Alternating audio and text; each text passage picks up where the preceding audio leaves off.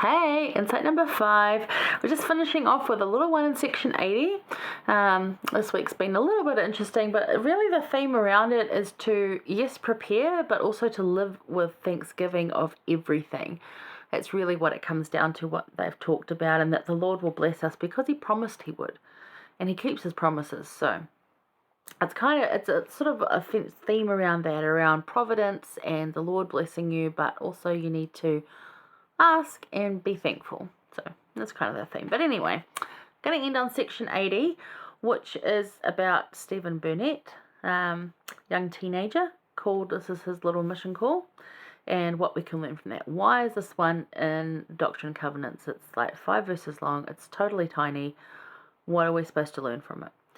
So we're going to go to verse 3 and focus on that, which says, "Wherefore go ye and preach my gospel, whether to the north or to the south, to the east or to the west. It mattereth not, for you cannot go amiss."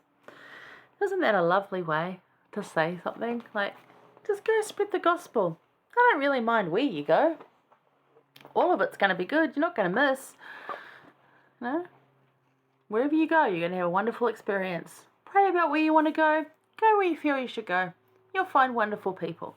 I was like, yay, I want to be that. That's awesome. So the emphasis is where you serve matters not. It simply matters that you do. So that's the emphasis of the scripture and why it was put in here. That what matters and what doesn't matter. What does matter is that you serve. What doesn't matter is where you do it. And that's become a big theme right now with missionaries. And I have a big thing. I'm going to put this down here for a little bit. I followed a page for a while on Instagram about missionaries opening their calls, and I stopped following it because I felt a bit uncomfortable. All the focus was on where they were going. It wasn't on what they were doing. And I found that sad because I'm excited when a missionary goes out, whether it's a service missionary or a couple that's serving only for 6 months, or like my grandparents served here in the temple. They lived in their own home. They did the home stuff, but they served in the temple as temple missionaries. My mum and my stepdad will go back to the temple and serve. And you might say, well, that's easy. They're retired. They live local. It's like, yeah, but don't diminish what they're doing. They're on a mission. And it's the fact is that they're serving. It really doesn't matter where. All right? It doesn't matter what calling you're in. And these missionaries are either delaying their calls or getting disappointed that they're not going somewhere exotic and far-reaching, or somewhere that their parents went, or, and it's cool that you think, where are they going to go? Because that is exciting. But you know what? What's more exciting is that they're going. It doesn't matter if they serve in their own ward. The point is that they do it. So maybe encourage the missionaries and encourage the missionaries you're bringing up. That doesn't matter where they go, and really emphasize that. Don't just sort of say it like, it doesn't matter where you go. It's kind of like when we also having children and you're like, I don't mind if it's a boy or a girl, but you're kind of secretly wanting one or the other. It's actually, you know what? It doesn't matter. It really doesn't. The point is that you do. So when it comes to serving, just do it. Whether you're the nursery leader or the stake president, the area 70 or the youth Sunday school teacher, the important thing is that you do your best stewardship in that calling. That's my spiel around that. So if you're delaying a mission because you want to go somewhere exotic, just put your papers in and go, because the Lord's going to bless you. You're not going to go amiss. No matter where you go, He's with you. You're not going to go amiss. The blessings will come to you. Your mission will be of benefit to you. So that's my little spiel on that. All right.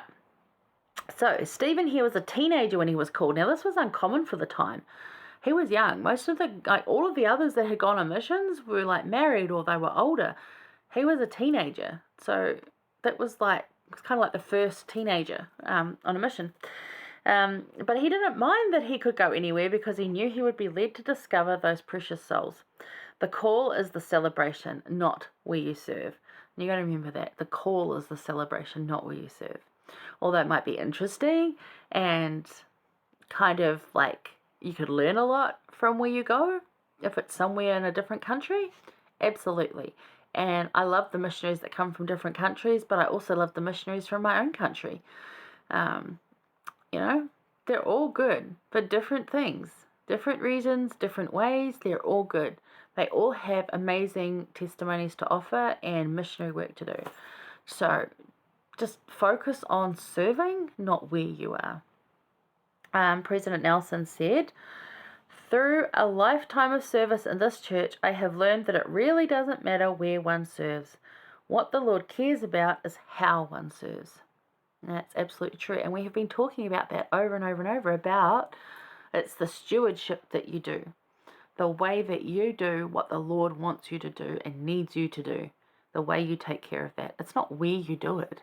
It's not how much people recognize or see you doing it. It's got nothing to do with it. It's about you doing your best at your stewardship and your relationship with Jesus Christ. That's what it's about.